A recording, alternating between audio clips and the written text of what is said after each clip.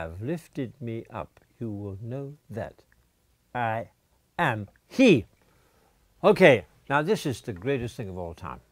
You see, because here, when you have lifted me up, you will know that I am He. Now, we all know the story in the Old Testament when the Jews got up to all sorts of hijinks and went off the straight and narrow. All sorts of things happened. On one occasion, they were indulging in incredible orgies, and serpents were let loose. Serpents, snakes, and the snakes were let loose, and they were biting these Jews, and they were in a terrible state. And they went to Moses and they said, "Look, Moses, we know we've been up to all sorts of bad things, but look, we're all going to be eaten by these snakes. What are you going to do about it?" And he said, "Well, the Lord said to me, he says, take a pole, put on the pole a brazen snake." We said, this is very odd. Why have a snake? Well, we all know that the Asclepius, the god of healing in the Greeks, the sign of the god is actually a snake. And the reason is because the snake symbolizes resurrection because it sheds its skin. So the Shabbos, if we go to many hospitals, you see an Asclepius snake, the Asclepius god of healing in the Greeks. And I suppose in some kind of way, whether it was a surgeon. But anyway, the idea is, so they put the snake on the pole, and they looked at the pole, and they were healed. It's similarly Jesus Christ, as Moses lifted up this on the stake, when I am lifted up. So this lifted up has also many connotations. When I go to heaven, when I'm crucified, when I am presented to you at Mass. Okay.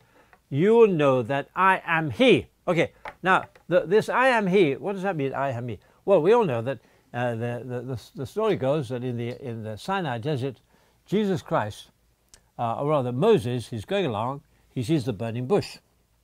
The burning bush, it says, "Get cracking, go back to Egypt, take the people out."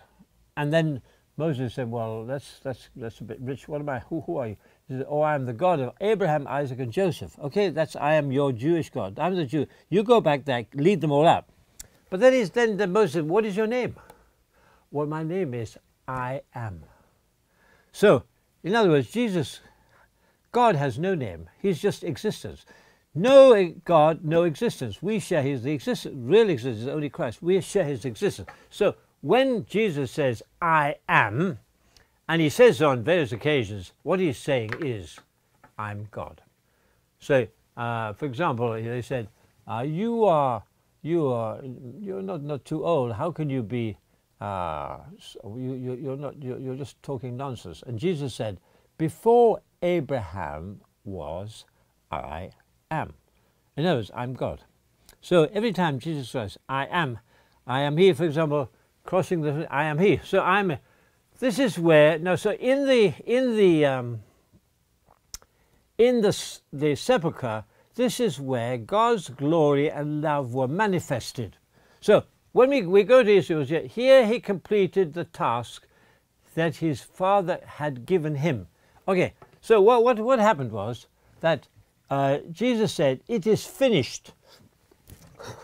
He said, "It is finished." He was on the cross and he said, "It is finished." What does that mean, it is finished? It means that he had completed the task that God had given. In other words, the whole of the Paschal mystery, in other words, the whole of the journey from earth to heaven has been completed. It's finished. So we can say, Jesus Christ, it is finished. So he completed the task. Now he opened up the gates of heaven, and the curtain dividing the holy place from the holy place was rent, signified. So we all know the story is between the Holy of Holies and the holy place there was a curtain. When Jesus died, the curtain was rent. That means that everybody can go into the Holy of Holies, not just the high priest once a day. Now, Jesus died quoting Psalm 22, thus making it possible in the rite of the Mass to go with him to the depths and the heights. Now, what is Psalm 22? The first sentence of the Psalm 22 is Lama Lama. Now, when he says, my God, why have you forsaken me? So, Jesus Christ's life was the perfect life of the Jew. Jesus' life's prayer was the prayer of the Jews. Jesus' life rights were the rights of the Jews. So our lives are the rights of the Jews. Our lives and prayer are the prayer of the Jews. Our lives are the prayer of Jesus. The prayer of Jesus was the prayer of the Jews. The prayer of the Jews is our. And it was all the man, whether it was King David, he was saying 22, my God, why have you forsaken me? Jesus used that word when he was dying on the cross to show everybody that the suffering servant was he himself. And all the things that happened when Jesus Christ was on the cross, all the things that happened were premeditated or already been prophesied in the Psalm 22, because it says there, oh my God, I've lost the link here, but anyway, so he said all the things that happened to him on the cross, Psalm 22, was exactly what happened in Psalm 22, because Jesus Christ, as we say, he is the living rite of the atonement, the Yom Kippur. He is the living Psalm 22. He is the real David. He is the real Jew. He lives the real, each Jewish celebration, he writes. So we must do the same. And if we just say we don't need rites, we don't need ceremonies, we don't need temples, then we say, well, why did Jesus make the temple the center of his life? Why did Jesus live all the Jewish rites and all the every action that the Jews did? He lived. So if we say we don't have to follow the rites of the Jews, they say, well, why we have to follow Jesus? Jesus was performed the Passover, the dedication feast. All these feasts were fulfilled by Jesus Christ himself. So this is the Psalm. So by doing this, it says, thus making it possible in the rite of the go. In other words, Jesus is the living Psalm 22. When we say the Psalm 22, we live Jesus Christ's life. So that's become, now, well, there's just one point here, because this I will probably be told to shut up in a few minutes. You see here, the fourth cup. What does this mean, the fourth cup? Jesus Christ left the Last Supper without imbibing the fourth cup decreed for the Paschal meal. What does that mean? In the rite of the Seder, the Old Testament, the Jews, they have what is known, they have 4 cups of wine. But during the Last Supper, what happened was that Jesus Christ and his disciples, they only drank 3 cups of wine. And why didn't they drink the 4th cup of wine?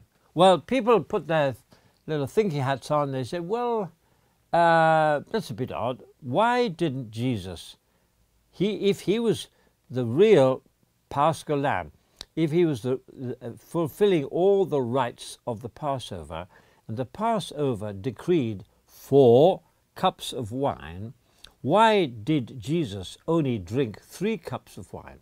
Well, the answer which some people came up was that when Jesus Christ was on the cross, he said, I thirst. And they gave him vinegar. Well, vinegar is wine, which has gone bad. In other words, the 4th cup of Jesus is the cup of vinegar or wine that he drank on when he was on the cross. And what is the meaning of that? The meaning of that is that Jesus' Passover was previewed in the supper room in Zion. In other words, Jesus Christ instituted the Mass in Zion. But he wanted to show us that the Mass included the meal, the real presence, and the crucifixion. In other words, and the resurrection. In other words, this was the whole caboodle. When he said, it is finished, he entered his glory. So in other words, when we have the Paschal feast, you have Jesus Christ eats the Last Supper with his apostles. He institutes, he said, this is my body, this is my blood. But he hadn't died yet. This is a pre-signification, you could say, of the situation. On the cross, he died. Just before he died, he drank the fourth cup. Then he said, "This is finished." That's like ite Messias, the Mass is finished, and we go to heaven glory, because, as he said, the time of my glory. So in other words, Mass, the meal, the reality of Jesus Christ, the reconciliation, the whole thing comes to a head at his death. That is why this church is so important, because look, you see, we'll just say what is happening. Worship, the liturgy, is the engine of existence. So we say, oh, well, what is important about existence? Oh, we have the atoms, the power of the atoms, and we have the army, the Chinese are the Chinese Navy, we have the British Navy, we have the kings and the queens and the this and this and that. But actually, the most important thing in life, what is? Worship. Worship. See? These are every day, each of us, toiling in our humdrum lives, are in Christ, transforming ourselves and the universe. In other words, every day we are living superficially humdrum, normal lives. But because these normal lives are joined with the life of the Trinity, they have an eternal, universal, unlimited impact. The engine of the universe. So if we want to be with it, if we want to go places, if we want to transform the world, there's only one method. Join Jesus' Paschal mystery.